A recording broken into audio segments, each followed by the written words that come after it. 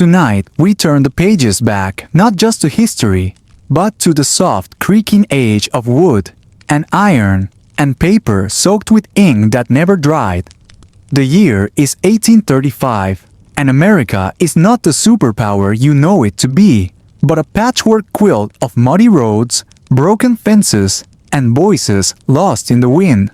You are not sitting in a chair or lying in bed. You are walking slowly through a dusty hallway of a forgotten post office in New England where the paper smells older than the walls. Everything is beige-brown or off-white, the color palette of a nation still figuring itself out. The letters are written by hand, sealed with wax and stacked in boxes that smell faintly of pipe smoke and forgotten promises. No one is here now, just you, and the wind pressing gently against the shutters, like a quiet breath. The floor creaks with each step, like it remembers every person who's ever passed through. Outside, a horse waits, but it's not yours. You're only passing through like a whisper in a house that's nearly asleep. There's a bulletin board by the door with notices curling at the edges as if time is trying to eat them. They talk about lost sheep, new laws, and a traveling dentist who'll be here next Thursday.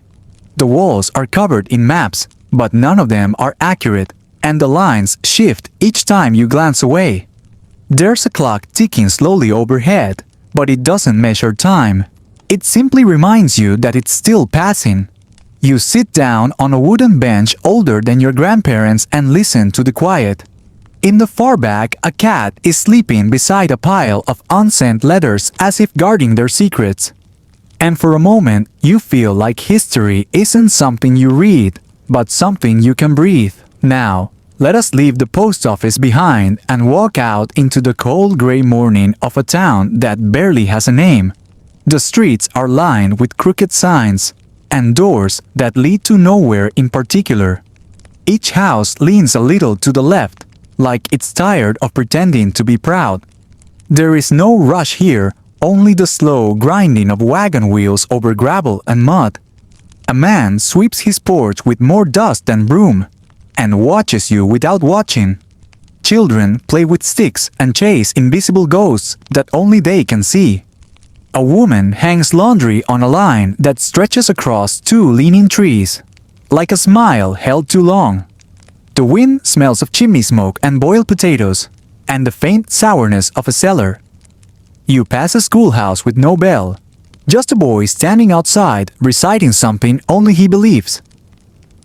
The teacher inside is writing on a slate board, words that fade before they are finished. Someone's dog barks once, then lies down again, as if barking was just a formality. Every window is a painting that changes slightly each time you glance back at it. The town has a church, but no preacher, and a mayor who also runs the general store. Life here moves like syrup in winter, slow, heavy, and sweet, only if you let it sit long enough. And as you leave the edge of the village, the road forgets to be a road and becomes something softer. The road now is made of soft earth and moss and stones, too stubborn to move. Trees lean in from both sides like curious librarians, eager to hear your secrets. Their leaves whisper about old things, wars, loves, letters never sent. You walk with quiet footsteps, not to avoid noise, but because the silence here is sacred. A deer crosses your path but does not run it, only pauses as if to acknowledge your presence. Further down the path, you find a sign nailed to a tree, but the writing has faded into the bark. Everything here feels older than memory and lighter than thought. You notice mushrooms arranged like buttons on a tailor's coat near the base of a tree. Birdsong is present but distant, like a choir singing behind a curtain. There's a smell of rain, though no clouds above, as if the forest remembers a storm from yesterday. A small creek appears suddenly trickling beside you like a companion who doesn't speak. You follow it, not out of curiosity, but because it feels polite. The ground gets softer and your boots leave polite impressions like visitors signing in a guest book. You hear something fall far in the forest, maybe a branch, maybe something else. and the air around you thickens not with fear, but with the heavy hush of listening. Eventually, the trees part, and you arrive at a clearing that does not appear on any map. There is a cabin here, one window, one door, one chimney that leans like a question mark. The wood is dark from years of rain sun, and stories that stained it from the inside. You knock, but no one answers because no one needs to. You push the door gently, and it opens like an invitation written in the wind. Inside the cabin is a single chair, facing a fireplace that does not burn. There is dust on everything except the floor, which is swept clean in a perfect circle. A shelf holds 3 books, no titles, only faded cloth covers that seem to hum quietly. A kettle sits on the stove as if waiting for water that was never brought. There is a photograph on the wall of a man you do not know, and yet you feel you've met him before. You sit in the chair, and it does not creak, it only exhales. Time inside the cabin feels like a slow inhale that never ends. A draft runs across your fingers like a forgotten memory.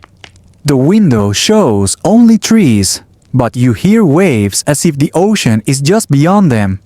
And then you stand not because you are ready to leave, but because the house is done telling. Back on the path, you continue walking not forward but deeper. The forest grows thicker but not darker, as if the trees are sharing their light. There are no signs, now only instincts and inclinations. You begin to notice patterns in the bark like writing from a language older than words. A fox watches you from a rock, unmoving, unafraid, uninterested in anything but your silence. You pass a stone circle half buried and full of moss, shaped like a forgotten calendar. The air smells faintly of cinnamon and ash, like the aftermath of a good story. You see no people, but feel you are being watched, not in fear, but in welcome. Up ahead is a bridge made of rope and wood swaying over a stream of mist. You cross it slowly, feeling each plank hum beneath your steps like a lullaby. On the other side, the trees grow in spirals, not rows, as if the forest dreams in circles. You find a bench carved from a fallen log perfectly dry despite the dew. You sit not out of need but respect for a resting place offered freely. Somewhere a bell chimes, though there is no church. And the wind carries it away like a leaf too shy to land. You rise again and follow the path that is not a path but a decision. The land flattens and widens into fields that wave at you in golden ripples. The sunlight rests lazily on everything like a tired cat on warm stone. You see a scarecrow in the distance with a hat tilted like a joke it never told. Crows perch beside it, not out of fear, but because it seems lonely. A fence runs along the field, not straight, but with the casual logic of an old man's walk. Beyond the fence is a barn, red, faded, almost pink from the years of watching sunsets. Its door hangs open, not broken, just tired of pretending to be shut. Inside is hay, and the smell of apples and rust and forgotten songs. A saddle sits on a barrel as if someone left in a hurry decades ago. Spiderwebs connect the beams like threads of stories too fragile to tell. You do not touch anything, only watch and breathe and remember. As you step outside, a rooster crows, though there are no chickens. The sky has begun to turn amber, as if the sun is trying to blush. And everything in the field seems to sigh all at once. You follow a dirt road that wasn't there before, yet feels familiar. It leads you through fields that become hills that become quiet promises. Each step feels lighter than the last, as if the earth itself is lifting you. You pass a broken wagon with flowers growing through its spokes like a soft rebellion. A hat hangs on a post beside it, waiting for a head that never came back. There are no people but footprints pressed gently into the mud, then disappearing. A rabbit hops by, pauses and stares, then continues on without judgment. A wooden sign leans against a stone wall, saying nothing but pointing everywhere. The hills begin to hum in low, slow tones, like a choir that forgot the words. The wind picks up, not strong but steady, like a story that has finally begun. You wrap your coat tighter, not from cold, but out of habit. Leaves drift down without trees to drop them, as if the sky is shedding thoughts. You notice the clouds have shapes, but the shapes keep changing as you watch. Somewhere far away, thunder grumbles, not as a threat but a reminder, and the road beneath your feet begins to curve like a sentence unsure of its ending. Eventually, the hills flatten into a wide open space that smells of wheat and wind. There is a windmill here, unmoving arms outstretched, like an old dancer resting. Its door is ajar enough to let in light but not questions. Inside, the air is warm and carries the scent of flour and mothballs. Sacks of grain sit in patient stacks, their shadows taller than they are. A ladder leads upward into the quiet belly of the windmill's crown. You climb not out of need but wonder, and at the top find a small room. There is a journal on a windowsill, its pages fluttering like shy butterflies. You do not read the words but feel their rhythm like the breath of someone sleeping. The view shows endless fields patched with gold brown and quiet green. Nothing moves, yet everything feels alive as if the land itself is listening. You sit beside the journal not to write but to witness. A single feather lies beside it, gray bent and slightly warm. The air holds you gently, like an idea not yet spoken. And when you descend, you take nothing with you, not even footprints. Outside the windmill, the wind has changed direction and carries music. You follow the sound, though it moves like fog, soft, fast, and playful. A fence appears made of driftwood bound with twine and old wishes. Beyond it is a garden overgrown with lavender, sage, and stories. The path through it is winding, narrow, and covered in petals. You hear laughter behind the hedge, but see no one, only the movement of leaves. At the garden's center is a sundial untouched by time or shadow. It does not tell the hour, it simply waits for someone to notice it again. A wooden bench nearby holds an open book with no words on the page. You sit beside it and feel as if you've entered a story that forgot to end. Bees move lazily from bloom to bloom, writing tiny poems in the air. Somewhere, wind chimes ring not from wind but from memory. The garden smells of mint, rosemary, and something softer. You leave with nothing but the feeling of something remembered.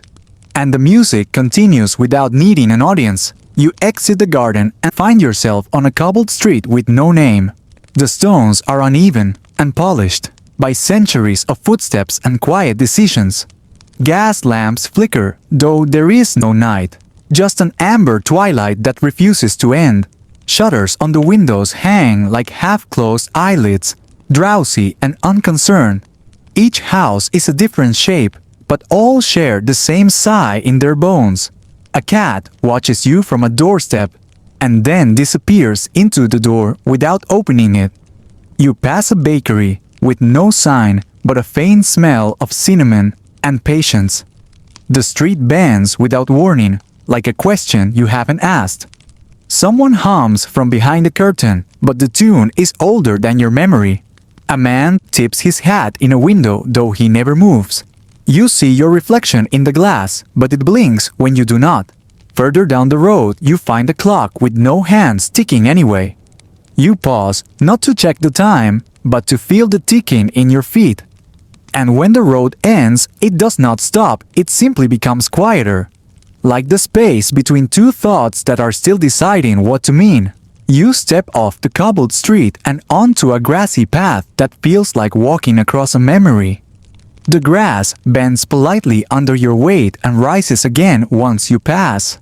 Fireflies drift lazily around your knees, glowing like sleepy thoughts that forgot to finish. A wooden gate appears ahead, not locked, not closed, just waiting with quiet patience. It opens with a soft groan, the kind of sound that says it has seen too much to care. Beyond the gate is an orchard where the apples fall without bruising. Each tree leans slightly toward the next as if sharing secrets in a language only bark understands. You wander between rows that never end and never repeat. The apples on the ground are warm and humming, like tiny hearts still beating. A small ladder leans against a tree and you climb it, not to reach anything but to feel taller. From up high you can see the tops of other trees and the tops of old thoughts too. A breeze carries a scent you cannot name but remember. You sit on a branch that holds you like a lullaby. The orchard does not ask who you are. It only gives you space to rest. And somewhere nearby you hear a soft rustle, as if the trees are applauding your stillness. As you climb down from the tree, the light has shifted into something softer than shadow. The grass glows gently underfoot, as if remembering stars it once knew. You follow the path as it curls around a hill that was not there before. On its slope grows wild wheat, tall and golden, and humming with the touch of wind. There are no fences here, no warnings, no instructions, just the open invitation of space. You pass a wheelbarrow half buried in grass, as if tired of being useful. Near it lies a pair of shoes, filled with dirt and daisies, like nature reclaiming small intentions. A scarecrow stands nearby, not to scare, but to greet, wearing a scarf that waves in the breeze. Its button eyes follow you with kindness, not suspicion. The hill grows steeper but never difficult. It rises like a thought just about to become language. At the top is a bench carved with initials, too weathered to read but still proud. You sit there as the breeze continues its quiet work of brushing your face. A rabbit hops past, carrying nothing but time. The sky above is beginning to gather silver clouds, shaped like old lullabies. And far below, you hear the orchard sigh one last time. Before resting, you descend the hill on the other side where the grass grows shorter and the air changes tone. There is a pond here, round and still and clear enough to reflect your thoughts. Dragonflies hover like tiny helicopters, full of gossip and sunlight. You kneel by the edge, not to drink, but to listen to the water's silence. A lily pad floats past, carrying a frog who looks at you like an old friend. Reeds rustle nearby, though there is no wind, only memories passing by in tall coats. The pond smells faintly of moss and yesterday's dreams. Someone has left a tin cup hanging from a branch as if hoping for visitors. You dip your fingers into the water, and it feels like velvet turned cold.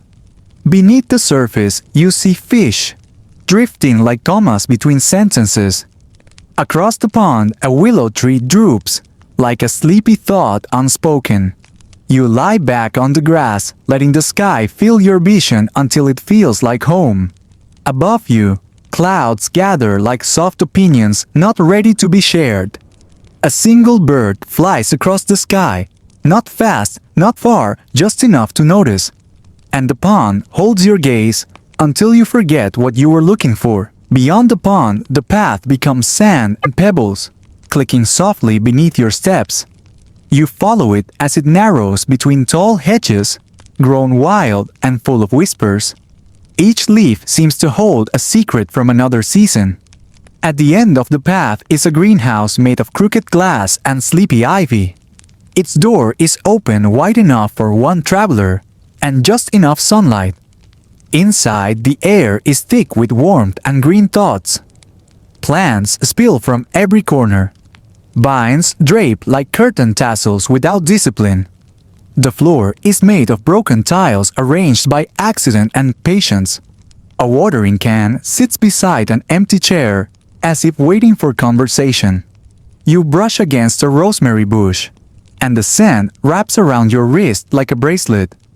There is no clock here, only the rhythm of growth and gentle humidity. A moth flutters past with wings like faded envelopes. You sit in the chair, and the world shrinks to the size of one breath. The glass panes reflect not your face, but the shape of your stillness. And outside the hedge waits quietly to guide you back when you are ready. You leave the greenhouse and walk through a meadow that hums with golden insects.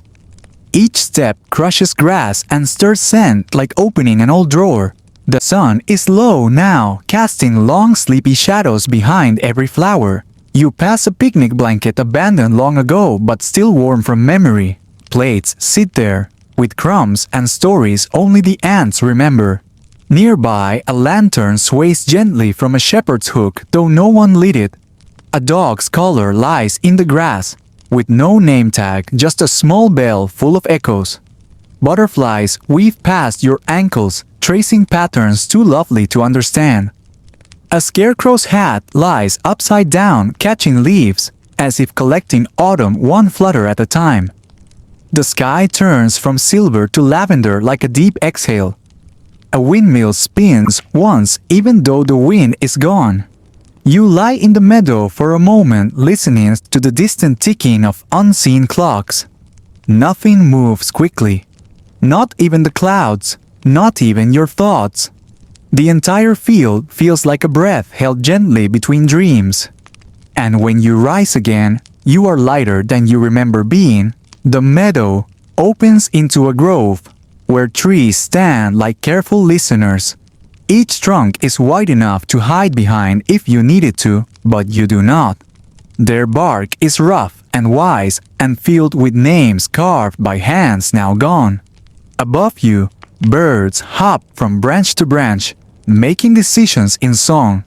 The light filters through, in soft slices golden and honest. You follow a path made only by repetition and good intentions. Somewhere nearby, water trickles but refuses to show itself yet.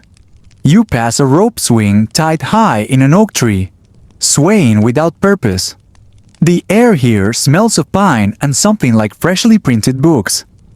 A bench sits beneath the tallest tree, its back carved with a map to nowhere. You sit and listen to the creaking of branches like wooden lullabies. A squirrel climbs past, carrying an acorn bigger than its head. You look up and see the canopy breathing as one gentle creature. And the ground below you offers no judgment, only space. The grove does not end, it simply steps aside to let you through. The grove narrows into a lane, where the air becomes cooler and more thoughtful. Stone walls rise on either side, covered in ivy and half-remembered poetry. There are signs nailed into trees pointing toward places that may no longer exist. You follow the lane, not out of need, but because the silence invites you. Birdsong returns here, but it feels older, less eager, more aware. The lane turns sharply once, then again, as if remembering its own shape. A small gate appears, with iron bars, twisted into the shape of sleeping animals. You push it open, and it sighs, not in protest, but in memory. Beyond is a courtyard paved in warm brick, with weeds like punctuation. There are benches here placed without symmetry but full of purpose. A fountain trickles from the mouth of a lion who looks surprised to be speaking. You sit beside it and let the sound pull you into its rhythm. A candle burns in a nearby window, though the house looks empty. Somewhere above, wind chimes tangle themselves into lullabies. And time moves sideways instead of forward. Just for a moment, you leave the courtyard by a side path, bordered by lavender and old shoes. The shoes are filled with dirt and daisies, as if someone planted memories inside them. The path grows steeper, and the trees lean inward, creating a tunnel of leaves. You walk slower here, not because you are tired, but because everything asks you to. The air smells of ink and fabric like the inside of a forgotten trunk. Birds sing in question marks, not answers. Ahead is a house built of stone with windows that blink instead of shine. Its door is red and slightly open enough to suggest but not insist. Inside is a room where no one has lived, but everyone has visited. Chairs surround the table that holds nothing but dust and intention. Curtains sway though the windows are closed, and there is no breeze. You do not sit this time, you only watch and absorb the quiet. A clock on the mantel ticks backward just once, then continues as usual. On the wall hangs a mirror that does not show your reflection. And when you step outside again, the world feels like it has exhaled. The house behind you vanishes the moment you stop looking at it. In its place is a field of tall grass and wild thistles that nod as you pass. You walk with your hands brushing the tops of the grass as if reading braille from the earth. The sun is lower now, and the light has turned the color of quiet forgiveness. Crows fly overhead like thoughts just out of reach. You follow a line of stones half buried, leading toward a forgotten barn. Its walls lean like tired shoulders, and the door hangs from a single hinge. Inside are tools too old to use, but too proud to discard. A saddle rests on a broken crate and smells like stories. You sit on a bale of hay that crumbles slightly under your weight. Dust dances in the light like tiny ghosts with nowhere to be. The barn doesn't creak, it breathes once, then holds it. You do not feel alone. You feel accompanied by silence. Somewhere above, a pigeon coos just once, and then forgets why. And when you leave, you close the door out of kindness, not necessity. You walk out into twilight that stretches like soft fabric across the sky. The stars have not yet arrived, but the sky has started setting the table. Each step feels quieter than the last, as if the world is tucking itself in. You pass a clothesline with a single sheet, waving like a hand unsure whether to say goodbye. A dog barks once in the distance, then thinks better of it. You see a mailbox standing crooked and full of unopened days. A swing creaks in the distance with no child, no wind, no reason. You follow the fence that follows the land that follows an idea. Ahead is a gate made of wood and rust and old decisions. It opens for you without sound and without resistance. Beyond it is a field of stars lying on the grass waiting to be named. You lie among them and they do not blink, they breathe. The earth feels warm, as if someone left a story underneath it. The sky darkens, not in fear but in comfort. And all around you the quiet begins to hum. By the start of the next week, the baker on Main Street had decided to experiment with a different kind of flour from a nearby village. He claimed it came from wheat grown beside a forgotten river and harvested only under full moons. No one could tell the difference in the bread, but they nodded politely and said it tasted ancient. His cat named Barley watched every loaf rise with an expression of mild suspicion, as if expecting it to explode. Children would gather near the window of the bakery because the smell was always stronger in the morning. One day, a boy asked for a loaf and paid in buttons, which the baker accepted without a single question. Buttons were a strange currency, but they were shiny and often more reliable than actual coins. Some believed the baker was slowly collecting enough buttons to build a suit that could summon rain. He never denied this theory, and that only made it more believable to those who wanted magic in their town.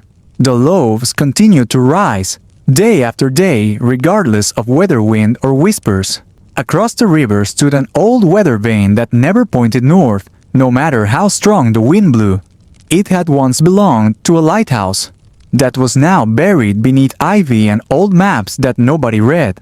People said that during the right season, the vane would spin backwards and speak in a voice no one could trace. The local historians swore this happened only when the library lost a book and refused to admit it. Every year, a child would dare another to climb up and touch the vane, but none ever did. One boy claimed he touched it, and that afterward he could hear the thoughts of frogs. Naturally, no one believed him until the frogs started jumping away before rain arrived. No science could explain it, but it was easier to let it be than try to prove him wrong. Some said the vane had a soul that had been trapped there when someone forgot their own name. Others just called it broken and left it alone like everything else that felt too difficult to understand. Not far from the weather vane was a pond that had no visible bottom and no record of being dug or formed. Fishermen avoided it, not because of any fear, but because nothing ever came out of it, not even water bugs. At night, it shimmered slightly, as if it remembered things the land around it had long since forgotten. An old woman visited every Thursday, dropping pebbles into it while reciting names that nobody recognized.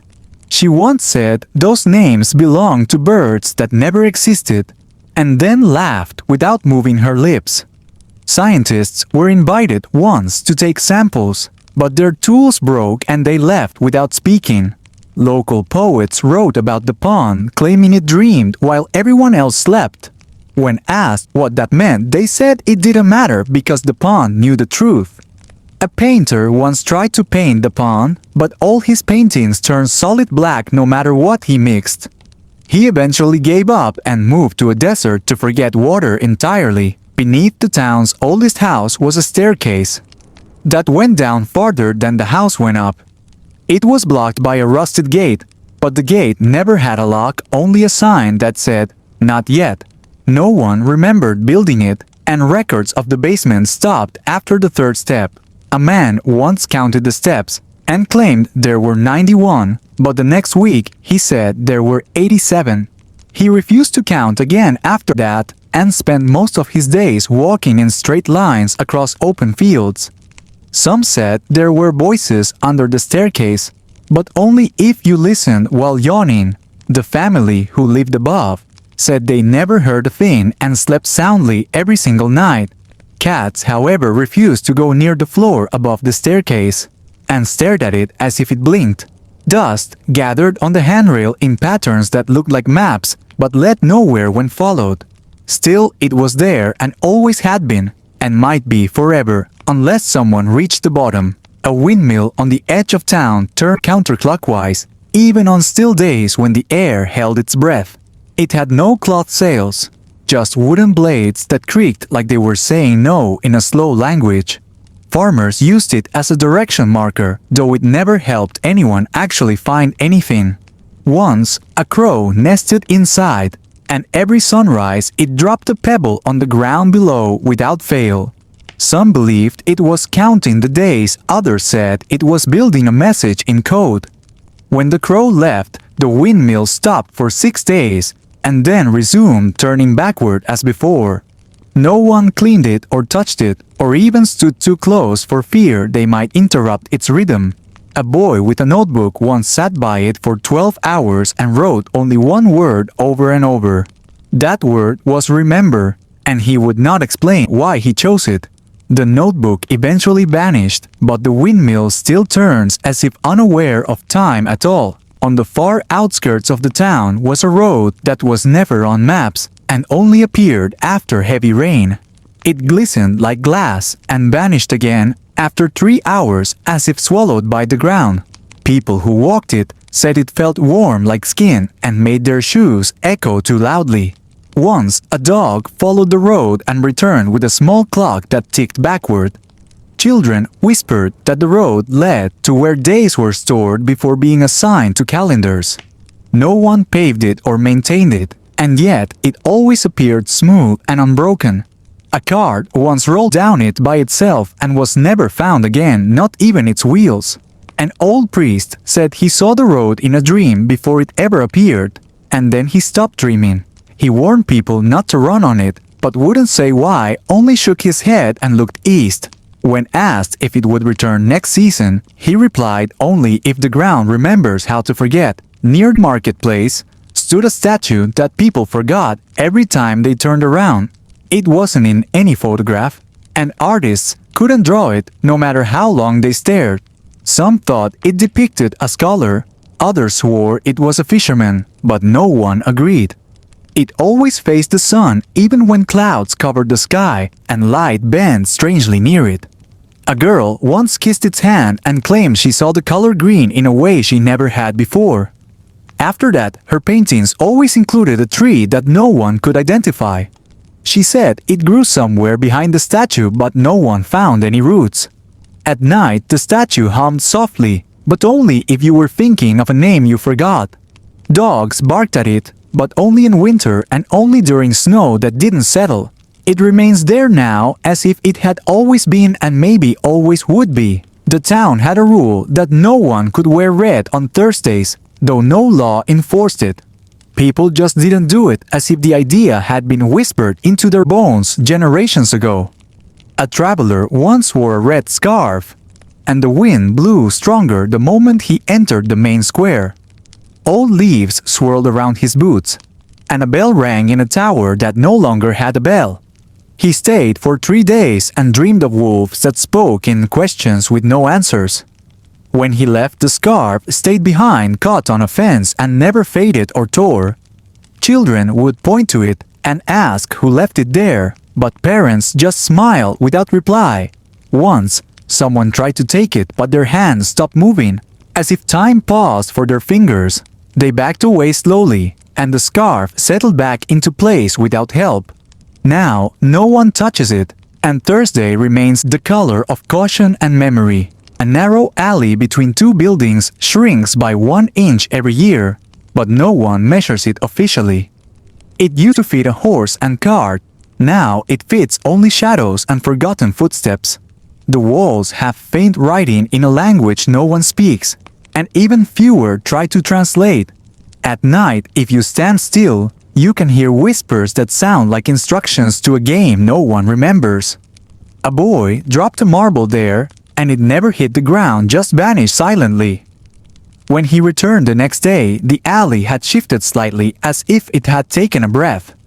One man claimed he entered it and came out older by 5 minutes, but could not explain why. Even pigeons avoid flying directly above it, preferring to curve around like it was repelling time.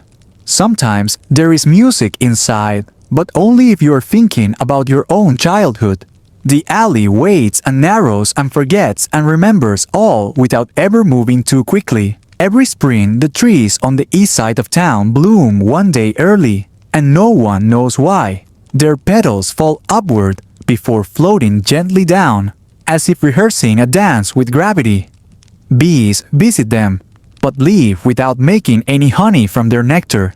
One botanist said they weren't really trees, but memories in disguise. The soil beneath them smells faintly of old coins and new ink, but only during sunrise. A swing tied to the largest branch never swings in wind but always in silence.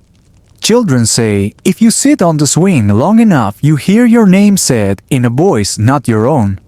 Birds perch on those branches only during eclipses and never at any other time.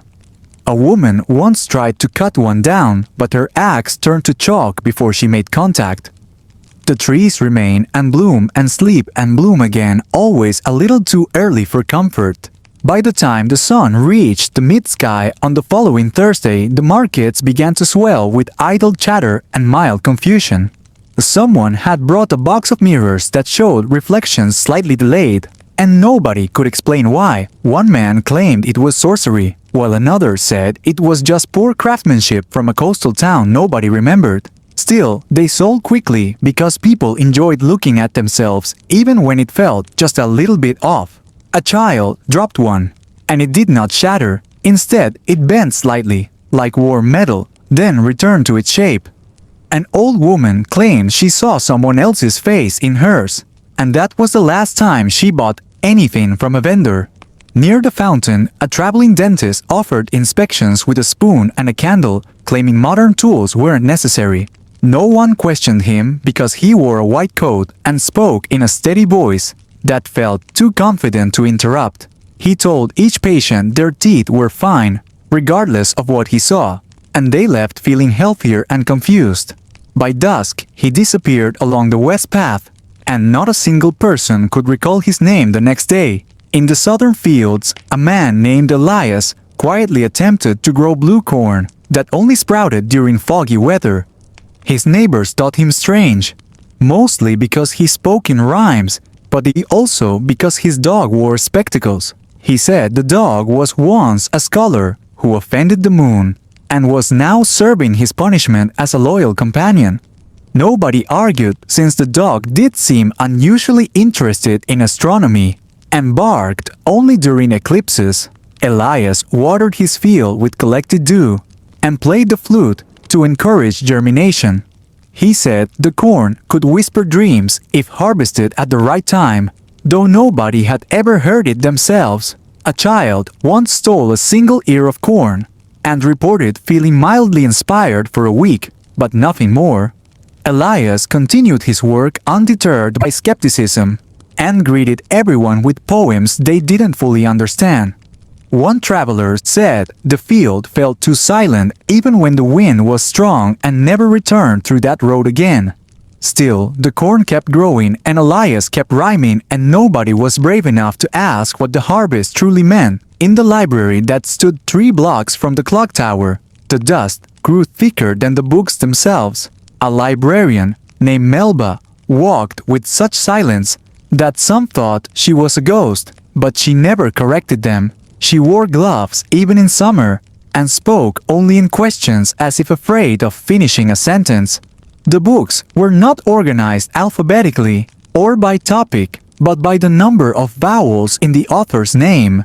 One visitor tried to rearrange the shelves and immediately forgot why they entered the building at all. Another opened the book and claimed the words rearranged themselves based on their thoughts and closed it in fear. Melba simply nodded and offered them tea, made from an herb that grew only beneath windowsills. Most people came in not to read, but to sit in the chair by the fireplace, which always felt warm even when it wasn't lit. On the first Tuesday of each month, the library closed exactly 3 minutes early, without warning or explanation.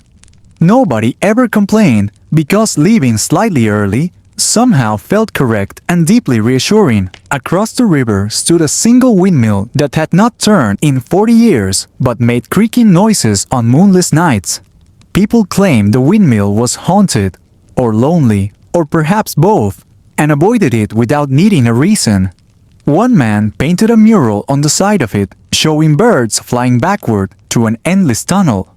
The mural changed color each season, but no one saw who repainted it, and no ladder was ever found nearby. Local children dared each other to knock on the windmill door, but none stayed long enough to finish the challenge. They said the inside was too quiet, as if sound itself refused to exist within its walls. A historian once claimed the windmill was older than the town itself but provided no evidence.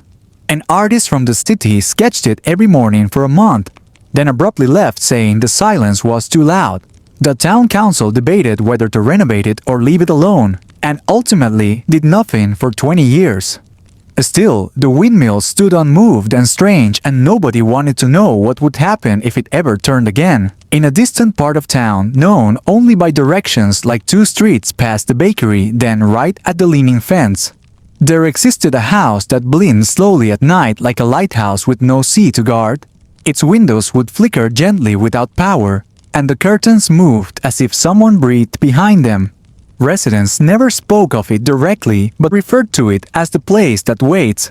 Mail was delivered once a week and always returned unopened with no stamps and no handwriting. A cat once lived on the porch for 17 years without aging and vanished when someone tried to adopt it. One boy waved at the window and claimed someone waved back wearing a glove made of moss.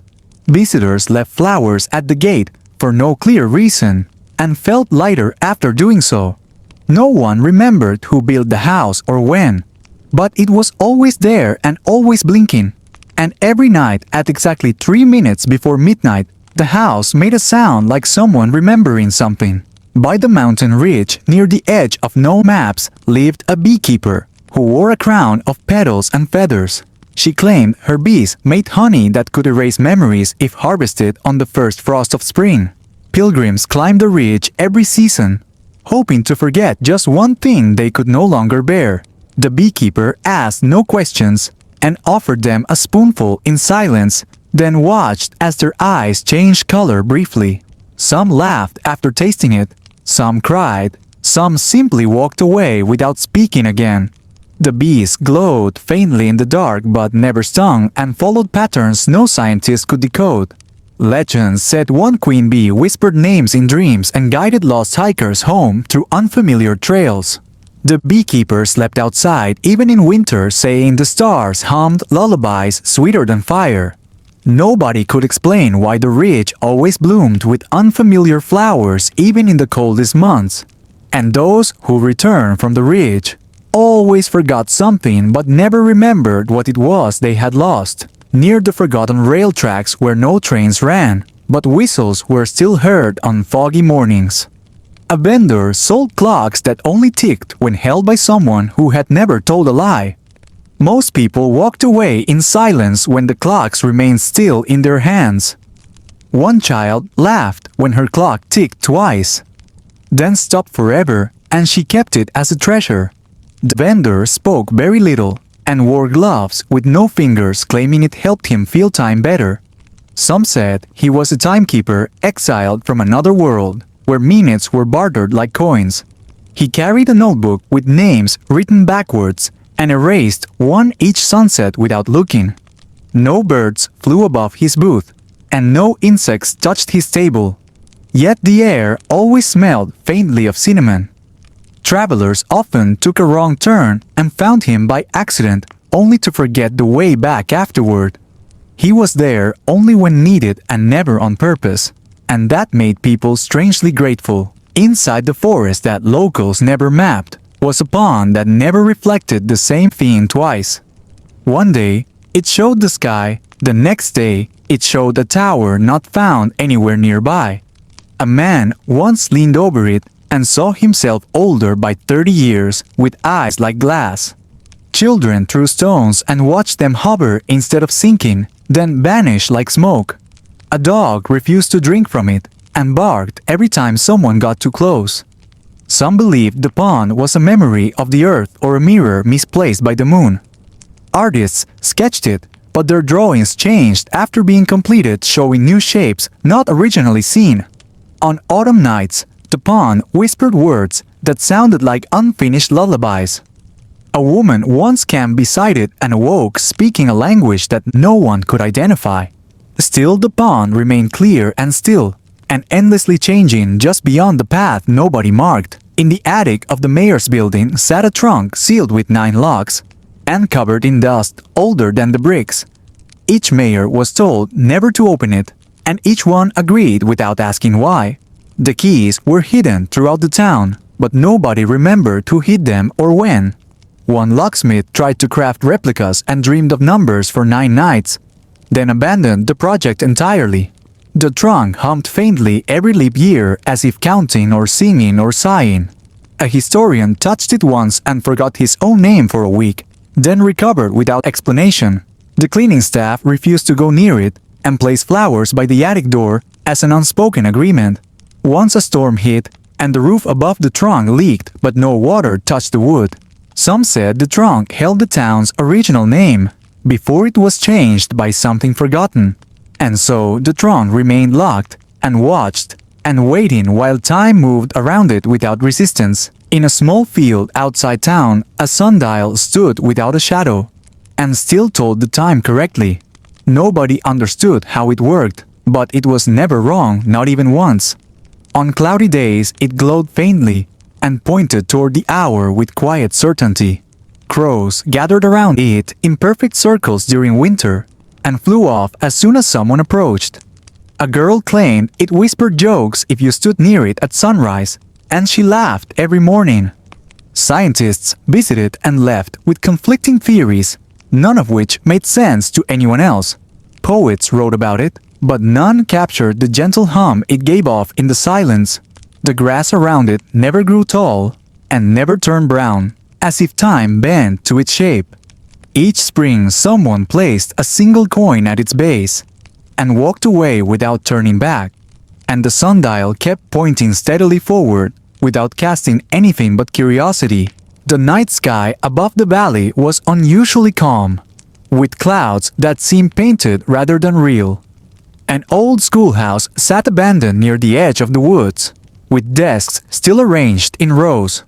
No one remembered the last lesson taught there, and no one seemed to want to.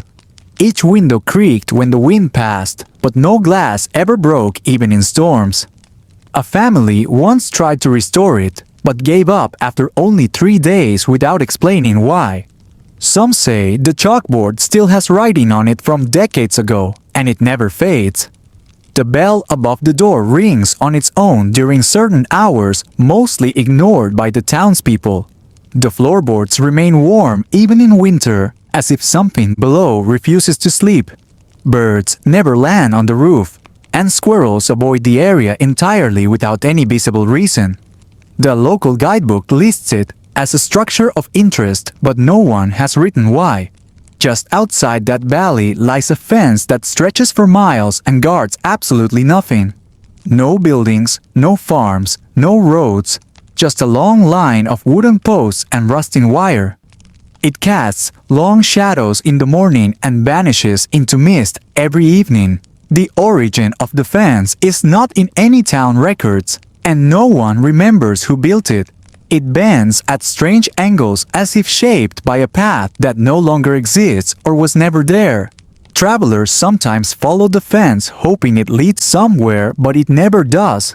Animals refuse to cross it, even when chased, and birds fly around rather than over. One man tried to take a piece of the fence home, and his house burned down 2 weeks later. Now locals warn visitors not to touch it, though no one can explain exactly why.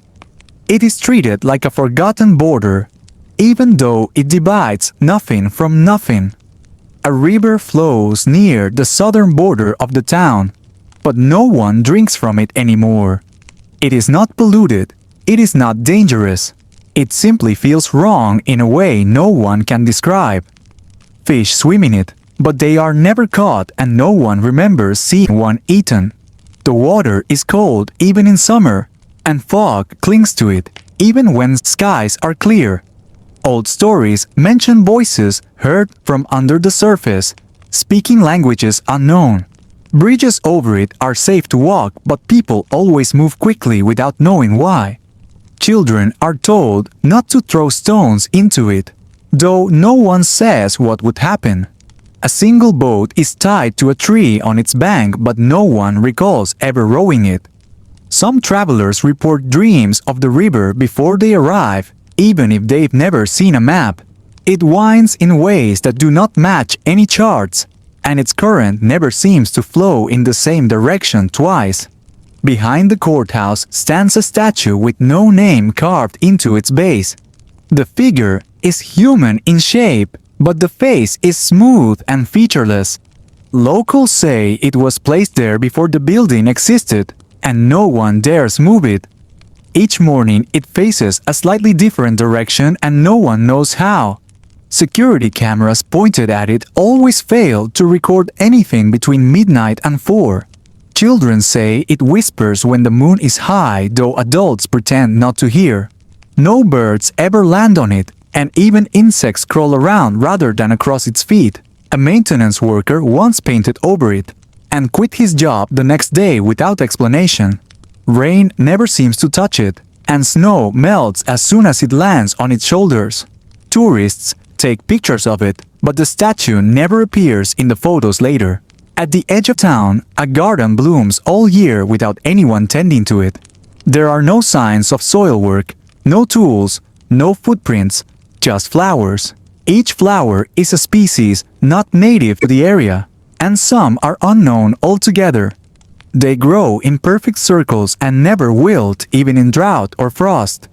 Bees visit but do not collect pollen, and birds fly above without landing. A bench sits beside it, but those who sit too long report forgetting what time it is. One child claimed the flower sang, but adults assumed it was imagination. Photos taken there come out slightly blurred, no matter the camera quality. A man once tried to replant one of the flowers and vanished the next day. Now people only look from a distance and speak of it in hushed tones. The post office delivers on time, but letters are often unreadable when they arrive. Ink smears in strange patterns and envelopes are heavier than they should be. Sometimes names appear on letters that no one in town recognizes. Return addresses, list buildings that don't exist, or streets no longer on any map. Once a letter arrived in a sealed box with no writing at all, just a wax stamp of a key. The postmaster keeps it locked in a drawer and refuses to speak of it ever. Packages sometimes hum when moved, and one once melted through the counter. A wall clock inside stopped working years ago but still ticks loudly every hour.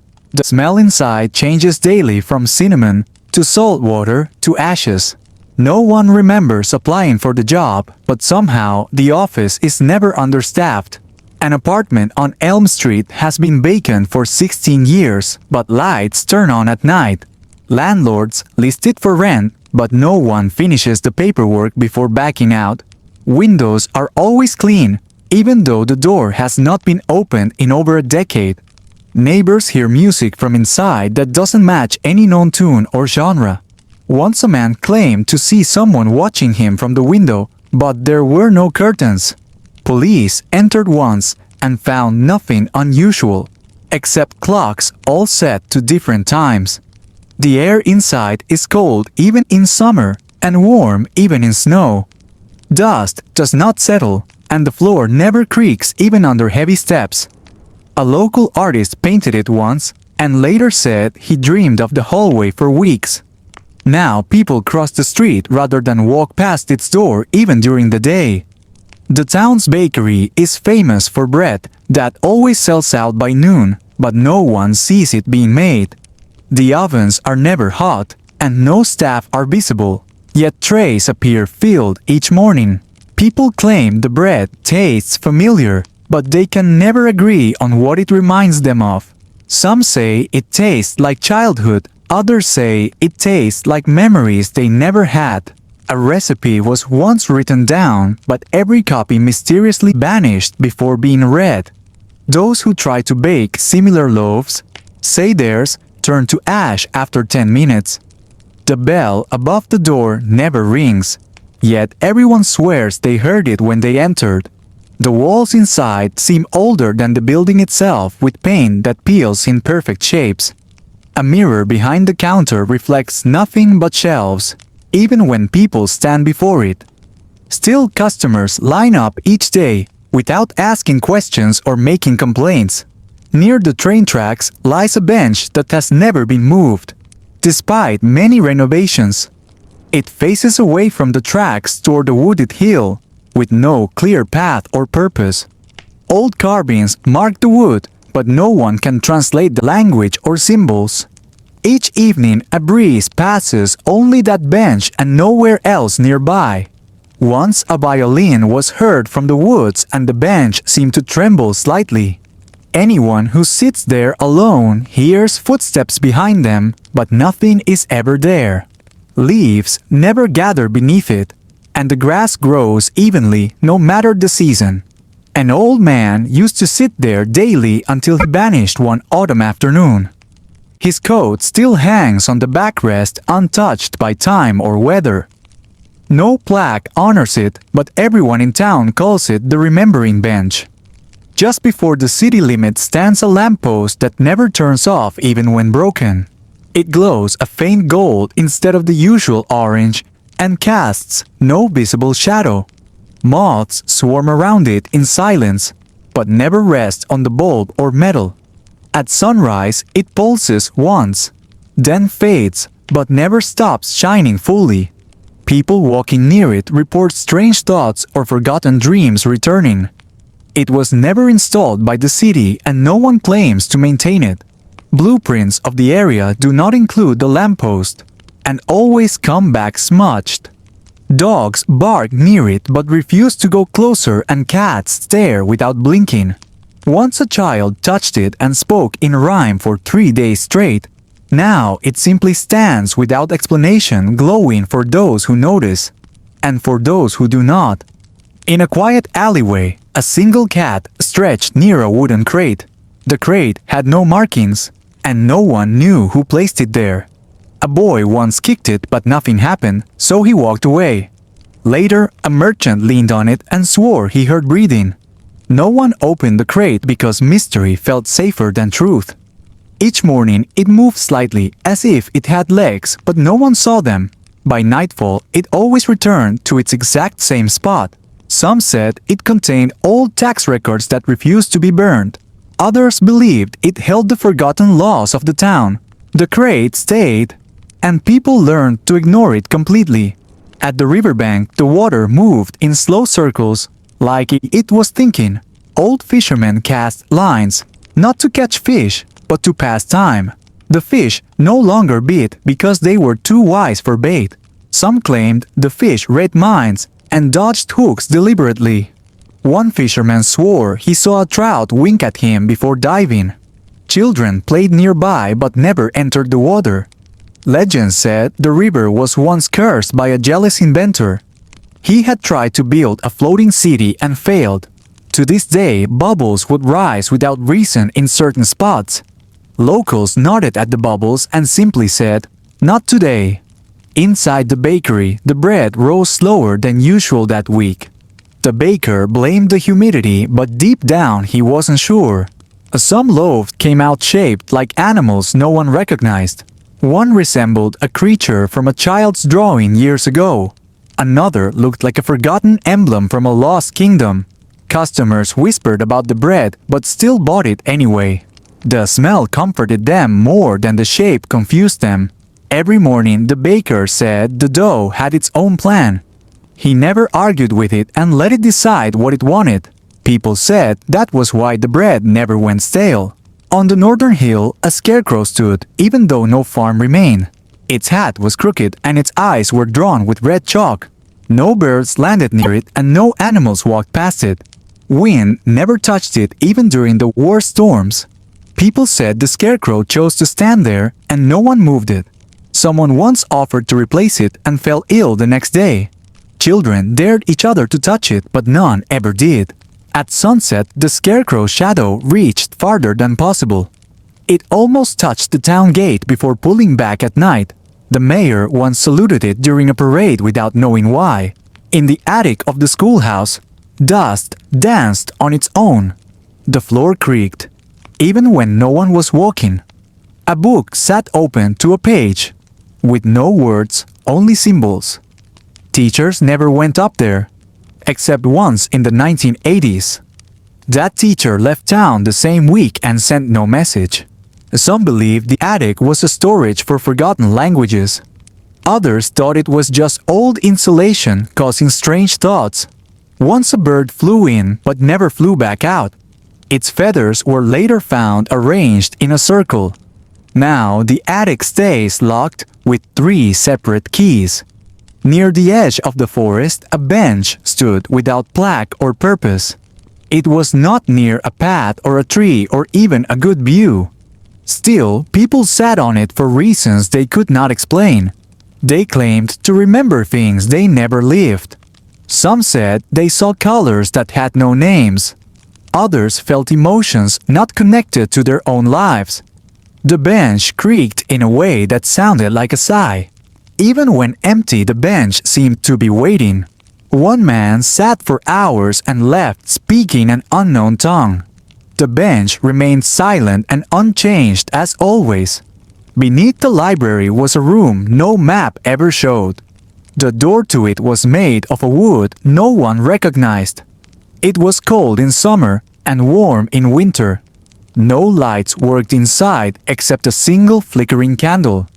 That candle never melted or burned down. A chair faced a wall that held no artwork. People who entered never stayed long. Most forgot why they went in at all. Some said the room remembered your thoughts. Others said it only borrowed them for later use. In the general store, a drawer never fully closed. Every night the owner pushed it in and every morning it slid out. Inside the drawer was always one silver button. It was not from any known uniform or jacket. Every week the button changed shape slightly. Some days it was smooth, other days engraved. The owner stopped questioning it after the second year. One customer took the button and dreamed in Morse code. The drawer filled again by noon without sound. Now the drawer stays open just enough to be noticed. The town square had a stone with no writing but deep grooves. No one knew when it was placed or by whom. Dogs refused to walk over it, and cats avoided its shadow. It never gathered moss and always felt dry even in rain. At noon, its surface shimmered like heat on asphalt. Elders said it marked a place where time split once. Children played around it but never touched it. Tourists took pictures without realizing the angle always blurred. A musician once played near it and forgot every song he knew.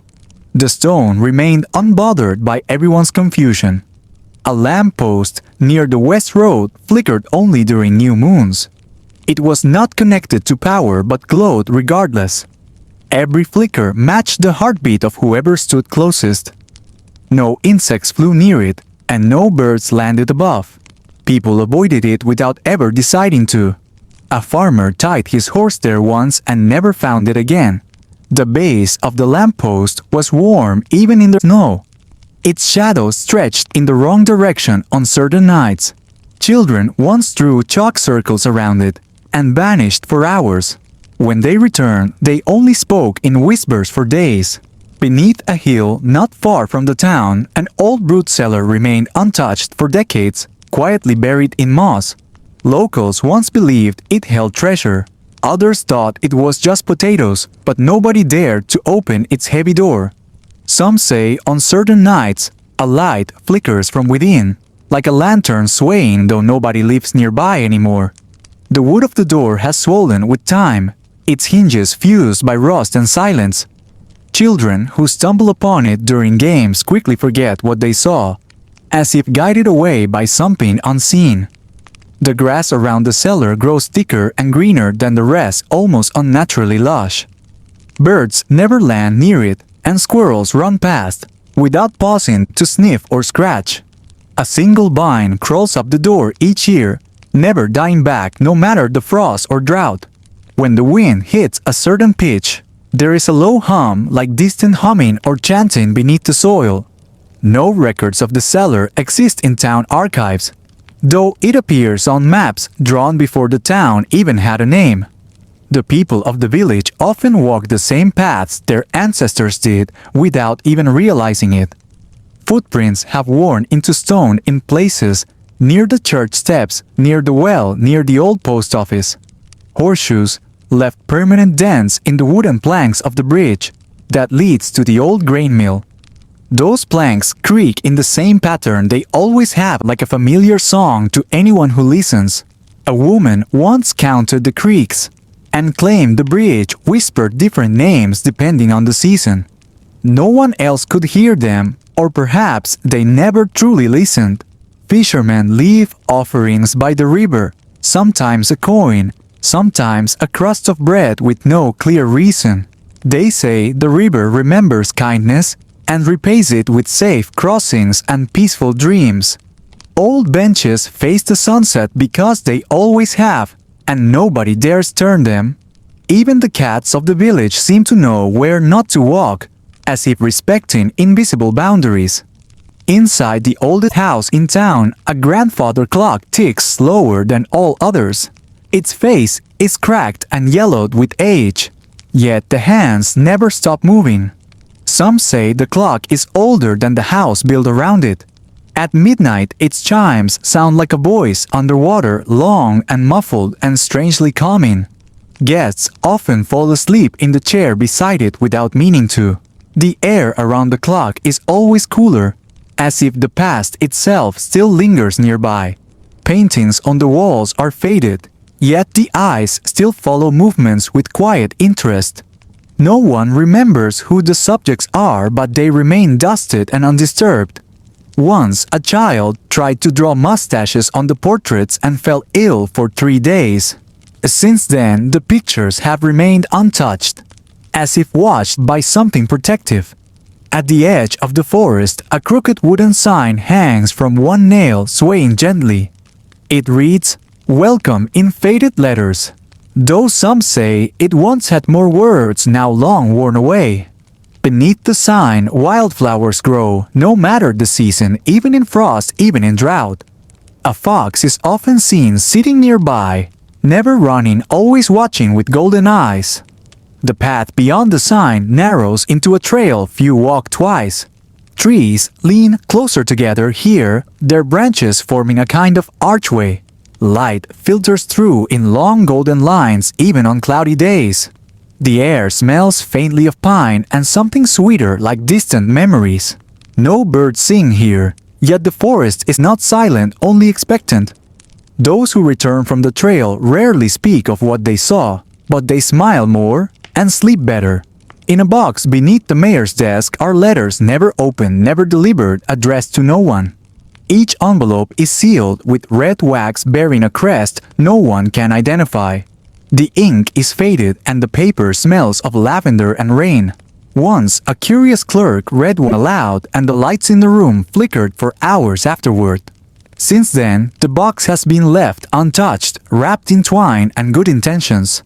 New clerks are told of the box on their first day, then advised to forget it exists. The mayor claims not to believe in curses, but always taps the box 3 at times before leaving the office. During storms, the box seems to hum like a quiet tune played through old wood. It never moves, but is always found slightly shifted from where it was last left. Some think the letters are love notes, others think they are warnings written too late. At the train station, no longer in use. The benches remain polished as if waiting for passengers who never arrive. The schedule board still lists times and destinations, even though no train has passed in decades. A single lantern flickers every evening just before dusk, then fades without ever being lit. Cats gather here at twilight, sitting silently as if expecting something only they understand. The sound of a train whistle is sometimes heard far off, followed by the quiet rattle of unseen wheels. Weeds grow around the tracks but never on them, as if the steel still holds authority. A ticket stub from 1948 was once found fresh and clean between the cracks of the platform. Security cameras installed for curiosity capture only static when pointed at the tracks. One man swears he boarded a train here in a dream and woke up with a paper map in his coat pocket. That map led him to a cabin in the woods that no one else has ever been able to find again. Near the abandoned chapel, a bell hangs from a tree instead of a tower. No one knows who placed it there, or how it rings at midnight without a rope or wind. The bell is tarnished and cracked, yet its tone is clear and oddly soothing. Sometimes, animals gather beneath it, deer, rabbits, even owls sitting silently in a circle. The chapel itself leans slightly, as if tired of standing but unwilling to fall. Its stained glass windows are broken, but shimmer in the moonlight like stars caught in old colors. People passing by feel a pressure in the chest, not painful but impossible to ignore. Once a bride left her bouquet on the altar, though she had no wedding that day. It withered overnight, yet smelled fresh for weeks afterward. No services are held, but candles appear on the steps every Sunday morning without footprints nearby. The general store sells items nobody remembers asking for, but always seem to need. Spools of thread in impossible shades, jars with labels written in a language older than English. The bell above the door rings differently for each customer, sometimes bright, sometimes dull. Shelves shift when no one is looking, arranging items by moods rather than category. The shopkeeper is always present yet never seems to enter or leave. He knows everyone's name, even those just passing through. A mirror behind the counter shows not reflections, but brief flashes of other times. People report seeing themselves as children or elders for only a second. Purchases are often forgotten until needed, then miraculously found already bought. No receipts are given, only nods, and the feeling of having completed something ancient. An old tree stands in the cemetery wider than any other, its bark carved with countless initials. Names, long gone names, still living, and some names nobody can pronounce. Leaves fall year-round, never fully covering the roots that pulse like veins through the soil. Children are told not to touch the tree, but often do, then grow quiet for days afterward. During storms, the branches never break. They sway like arms cradling invisible memories. Birds nest in its hollow, but never lay eggs. Only feathers are found soft and white and warm. One man tried to cut it down once, and disappeared by morning, leaving only his boots. Stories say the tree grew from a cane planted by a traveling healer in the time before railroads. It hums in the rain like a lullaby from nowhere and everywhere at once. Visitors often leave coins at its base, though no sign asks for it, and no one ever takes them. Beneath the town hall there is a locked trapdoor, no key, no handle, no stairs. Everyone knows it's there, but nobody speaks of it outside whispers and dares. Once, during renovations, it was uncovered and immediately boarded over again. The floor above it always creaks even when no one is walking across it. Sometimes at meetings, papers flutter though no windows are open and no fans are running. A smell of fresh soil rises when the trapdoor is near uncovered. One night, a guard heard music beneath it, soft and old, like something from a forgotten ballroom. He never returned to work and left town with no explanation. Old blueprints show nothing in that space. Just blank ink like the map refused to draw it. It is said that whatever is beneath has never left because it was never meant to. The grocer on West Elm Street had a habit of stacking his apples in exact pyramids that always leaned slightly to the left. He never explained why and nobody asked because he never changed his habit, even when they all rolled down in the rain. Sometimes he would speak to the oranges like they were old friends, but only on Tuesdays after lunchtime. Behind his shop was a cat that refused to go inside but always waited at the back door like it had a memory stored there. People believed the cat once belonged to someone who disappeared long ago, but no one ever confirmed it. At night, the store window flickered as if a candle burned inside, though the store had no lights after dark.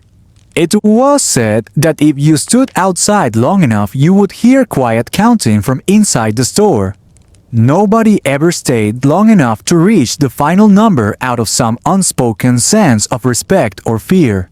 The apples kept getting stacked the same way week after week, year after year, until the grocer quietly retired. Then the cat vanished, and so did the flicker, and the pyramids never returned no matter who owned the shop next. Near the edge of the town, there was a bridge that crossed a stream too narrow to be important, yet it had a name. Old Harper's Crossing they called it, though nobody could quite agree who Harper was or if he had ever crossed it. Children avoided it after dusk because the birds that nested beneath made sounds that did not resemble bird calls. Some claimed to hear whispers in the wooden beams. Others said it was just the wind playing tricks again. A lantern once hung at the center of the bridge and swayed with a rhythm that never matched the wind's pace. When someone removed the lantern, it returned the next morning swinging as if nothing had ever happened.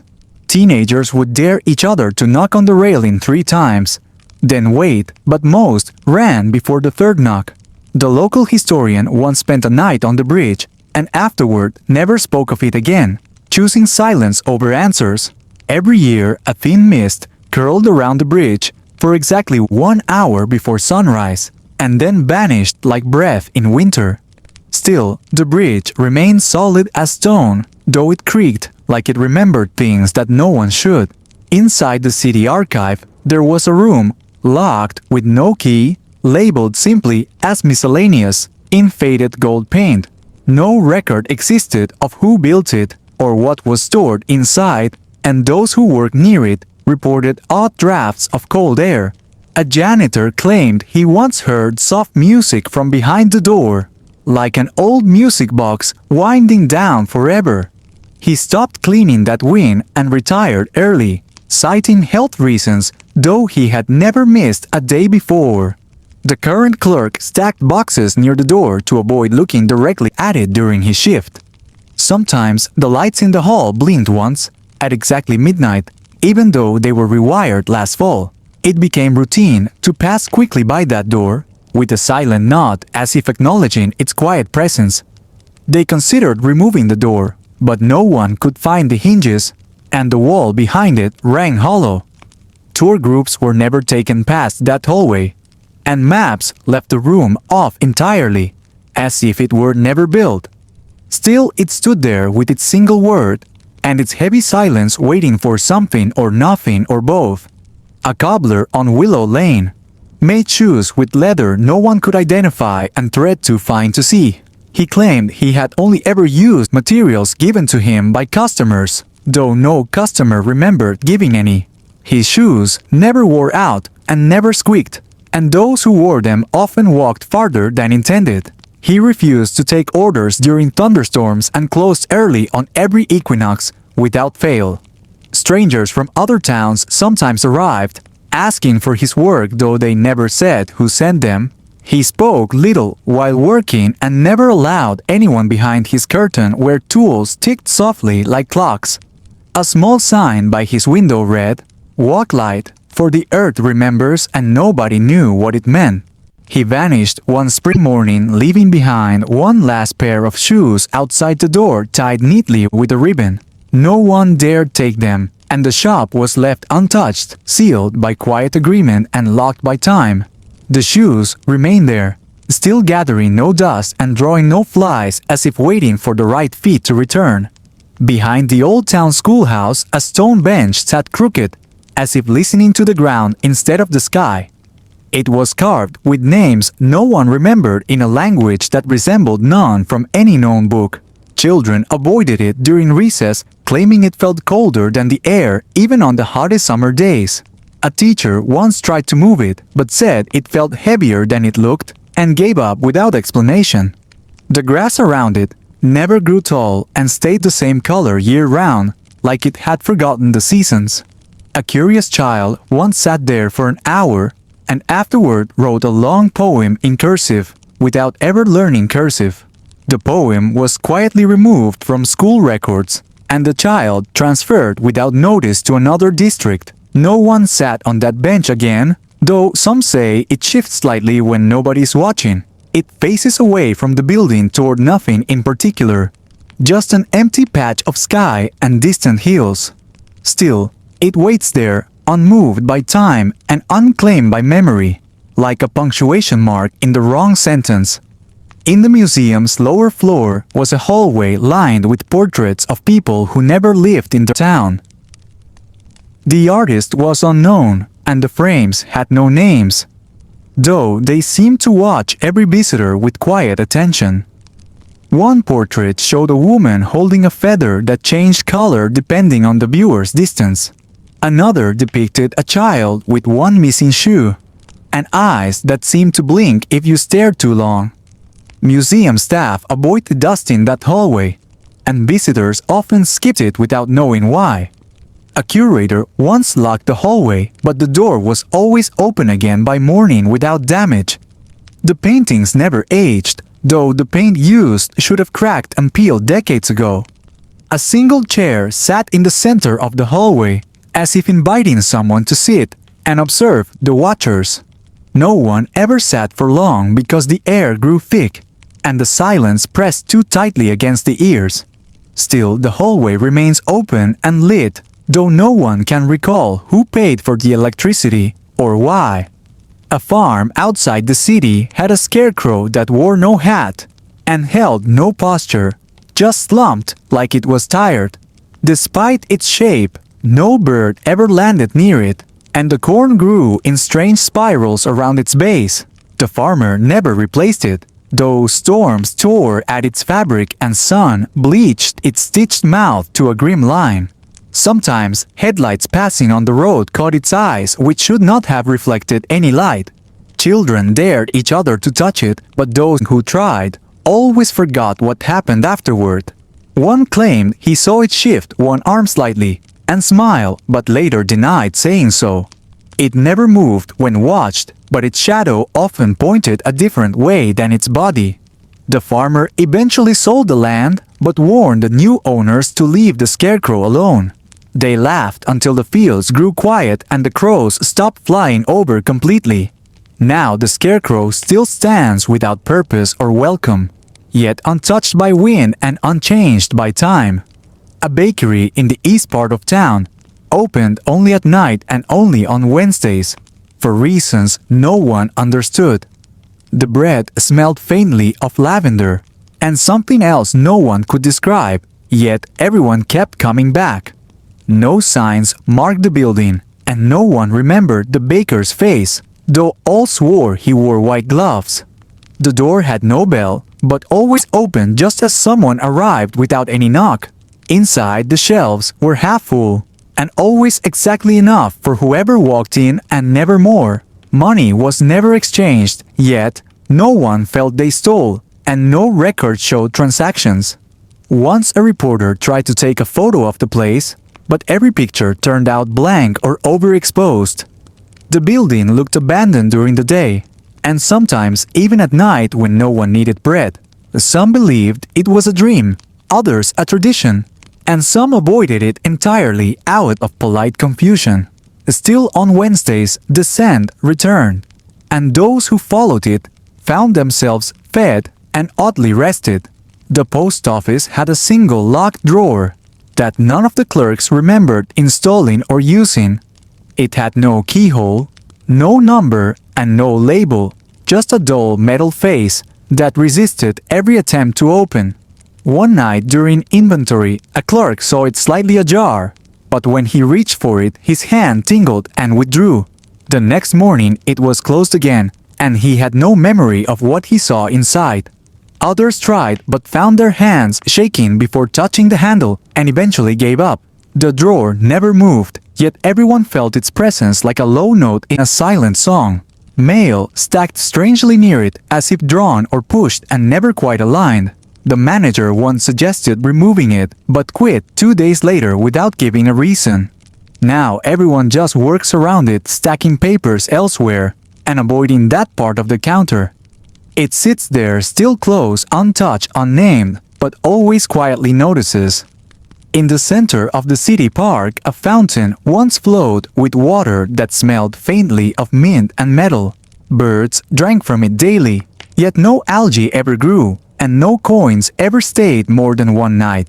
A child once whispered a wish into the water, and the next morning spoke fluent Latin without ever learning. Parents grew nervous, but the child soon forgot the language and never wished again. The city drained the fountain to clean it, but the next day it was full again without explanation. Even in winter it never froze, though the air turned sharp, and trees stood bare and brittle. Locals walked past it with quiet nods, like greeting an old friend too familiar to question. Graffiti never stuck to its stone, and leaves always circled but never landed in the basin. A plaque once stood beside it but eroded to blankness within weeks, as if the fountain erased its own story. Still, it bubbles quietly every morning and reflects only clouds, never people. Beneath the old university roof tiles, mice had made their homes weaving nests from discarded paper and forgotten string. The professors who once walked those halls had voices like chalk dust, soft and slow as though time meant little to them. Lectures echoed in rooms too wide for the few students who stayed awake long enough to take notes they would never read again. A globe in the corner spun slowly each night by the wind through a cracked window, tracing continents that seemed unsure of themselves. Books lined every wall, but no one dared open the ones with titles written in ink that faded before your eyes. One candle always stayed lit in the far room, though no one could say who lit it or why it never burned out completely. Some nights the bell in the central hall would ring once, without any hands upon its rope, as if time had made its own announcement. The floors creaked with memories older than any living visitor, the kind of creak that sounds like forgotten names.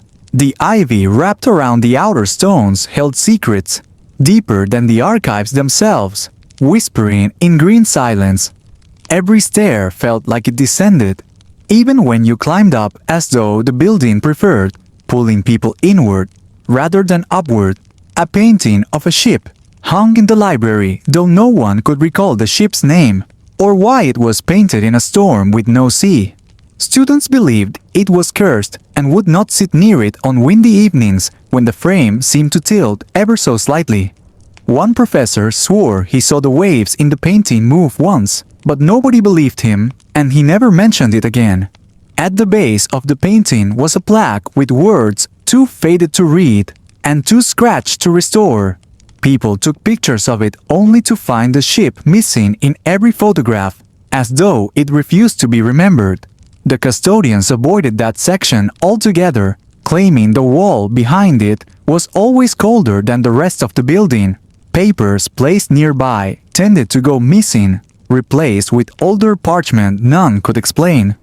Candles near it burned faster, and once a feather quill was seen dripping with ink, though no one had touched it.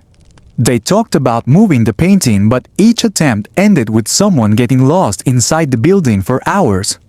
Eventually, they just stopped trying and placed a velvet rope in front of it, hoping silence would be enough to hold it still. Down by the riverside, an old steamboat rested half buried in mud with windows, like sleepy eyes refusing to open. Nobody sailed it anymore, but sometimes lights flickered inside, even though no electricity ran through it. It had a name on its hull that was unreadable, except on misty mornings when the fog whispered something soft and uncertain. Fishermen told tales of hearing banjos at night, drifting across the water, though no one ever found the source. The paddle wheel turned once every summer during the hottest night with no breeze in the air to explain it. Children dared each other to step inside, but none ever made it past the first cabin where the floorboards wept. One old man claimed the boat was once part of a fleet that vanished, and this was the only one that returned alone.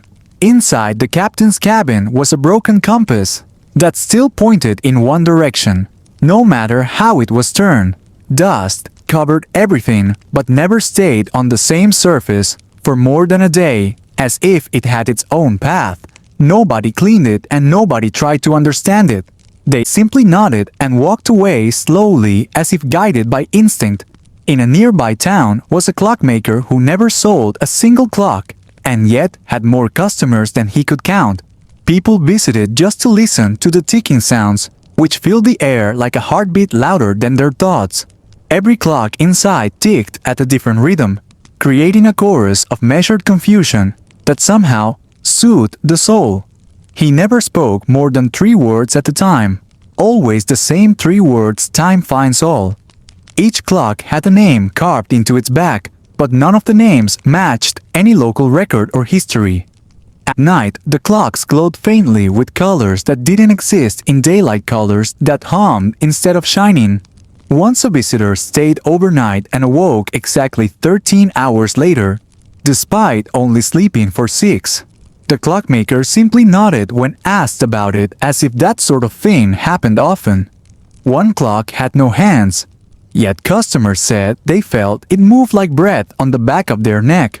When the wind blew from the north, the clock stopped for 1 full hour and resumed as if nothing had happened. A silent park bench stood near the town square, its wood older than any nearby building and smoother than fresh stone. Nobody remembered who placed it there, and no record ever showed the craftsman or donation linked to it.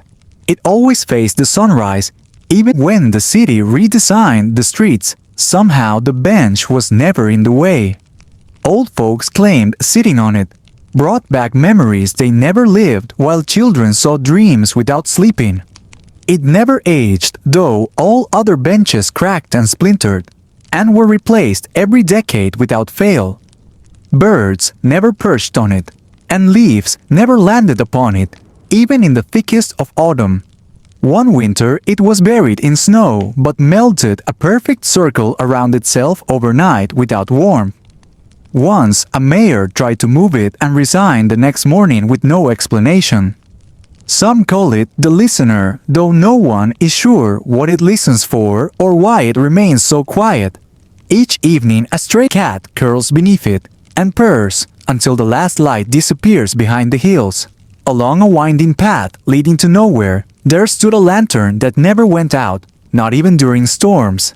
It had no wires, no oil, and no switch, yet glowed with a soft blue light that never wavered. Hikers often saw it flicker when they spoke aloud, as though it responded to their voices.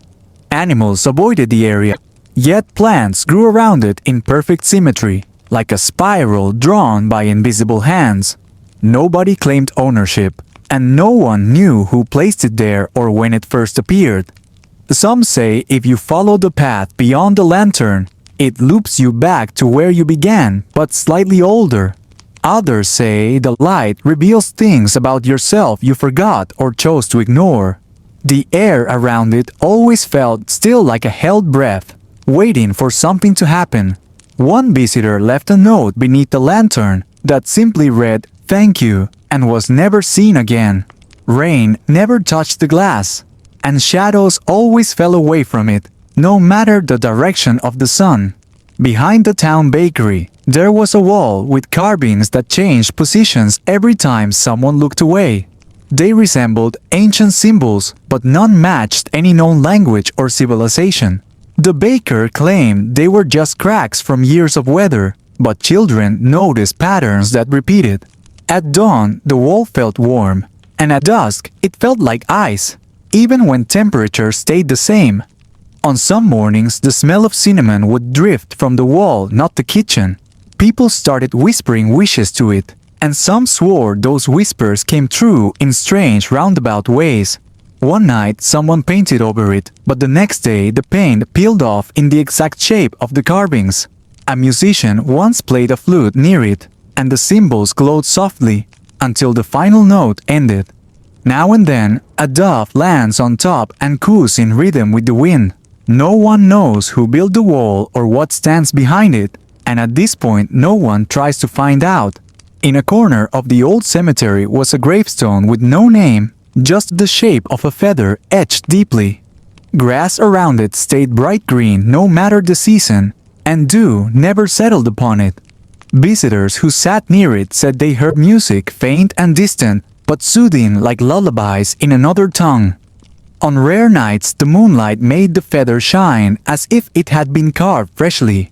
Once a violinist left her bow there, and the next day her broken string was whole again.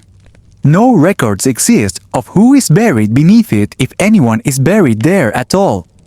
Flowers placed on it always change color by morning to match the sky. A historian tried to dig near it and found only soft earth that refilled itself overnight. Now it is left alone, respected more by silence than reverence. Those who walk past often feel a breeze that carries no air, only memory. A winding staircase inside a lighthouse led to a room that was not marked on any blueprint. At the top, the door was locked, but sometimes you could hear footsteps pacing behind it, slow and steady. No keyhole existed, and the handle would not turn, yet the door creaked open every seventh Sunday. Inside was only a chair, a journal with blank pages, and a candle that never melted. Those who entered said time stretched like taffy, making seconds feel like hours, but not unpleasantly.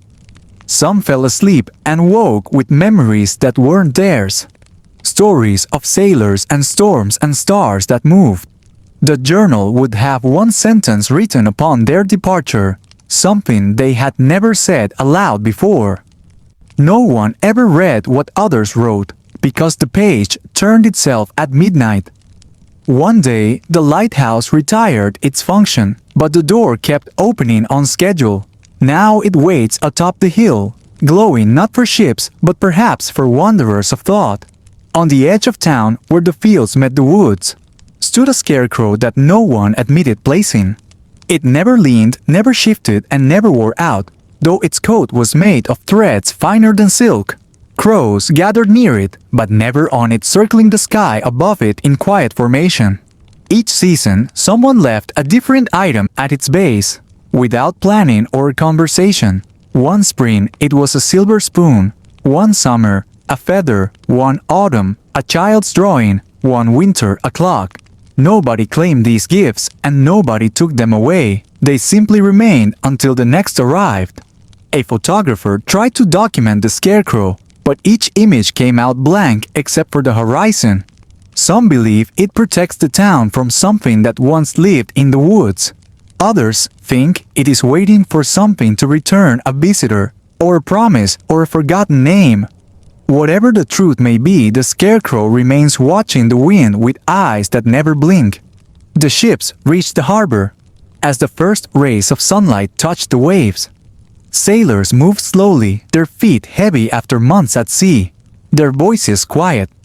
Goods were unloaded one crate after another in a slow, rhythmic procession. Horses neighed on shore, waiting to carry supplies to the nearby towns. Villagers watched from the hills silent as they observed the foreign arrival. Flags fluttered gently in the morning wind, casting long shadows on the docks. Children ran along the shoreline, laughing and pointing at the tall ships. Old men remembered tales of voyages from their youth, telling them again. No one rushed, everyone moved, as if time had slowed with the tide. It was another quiet beginning to another forgotten chapter. In the dusty capital, the scholars gathered around parchment and scrolls. Their hands stained with ink, their minds filled with ancient whispers. One elder spoke of a treaty signed in candlelight and secrecy. Another recalled a war that lasted only 7 days and left no scars.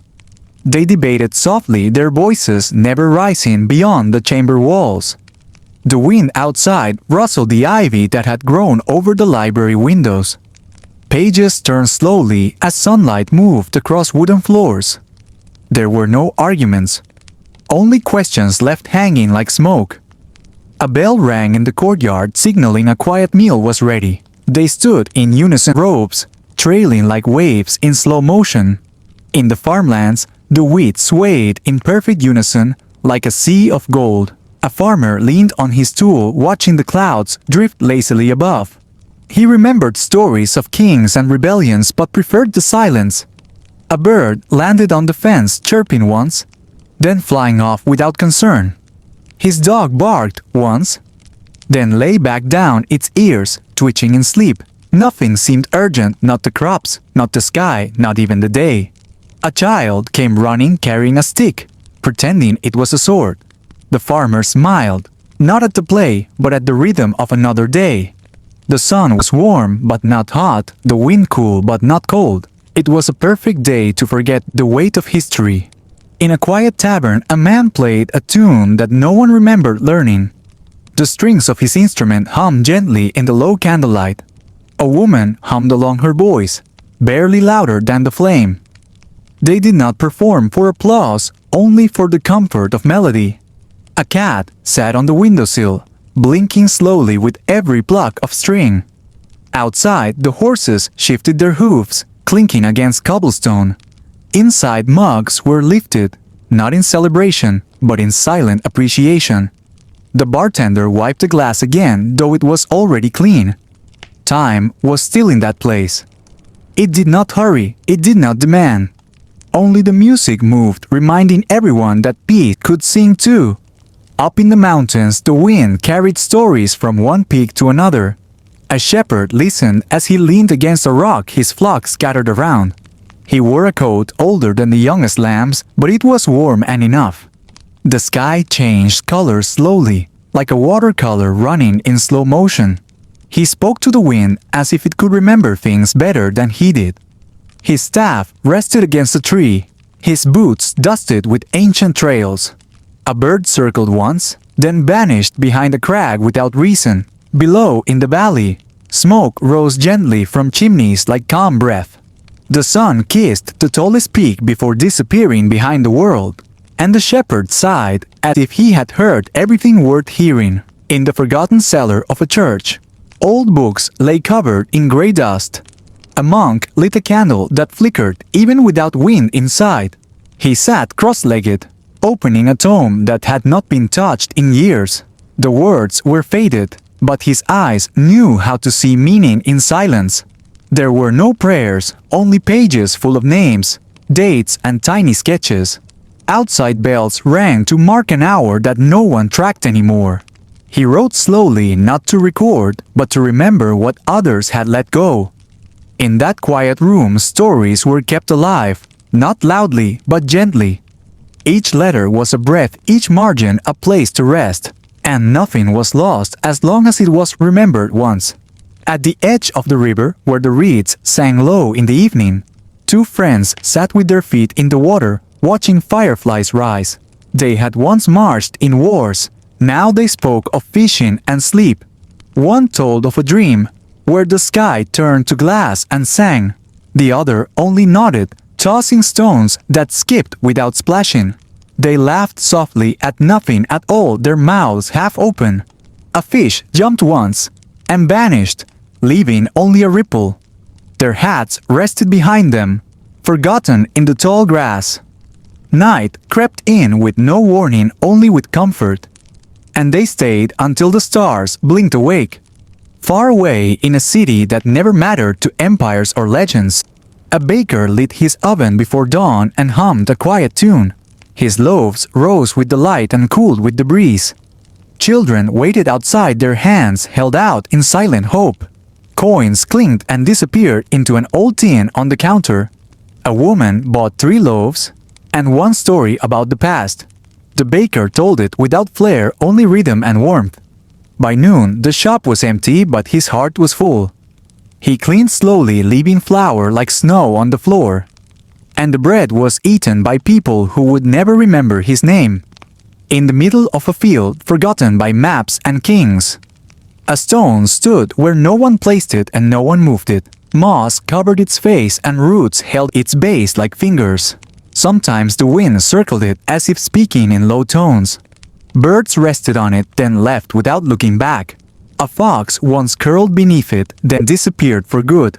The sky passed over it, season after season, without question. And yet the stone remained unshaped, unshaken, unnamed. It was not important, but it was always there. And sometimes being there was enough to matter. And so the days passed like soft waves on a quiet shore. History did not end, it only rested in slower breaths. Names faded not in loss, but in peace and distance. The world turned gently, never asking to be remembered. But those who listened heard the low hum of stories. Not grand, not loud, not bursting with flames and war. Only quiet steps in quiet places with quiet hearts. Where sleep came easily, and dreams walked slowly. And where boring history was just calm life with rhythm. A story that never shouted but always stayed.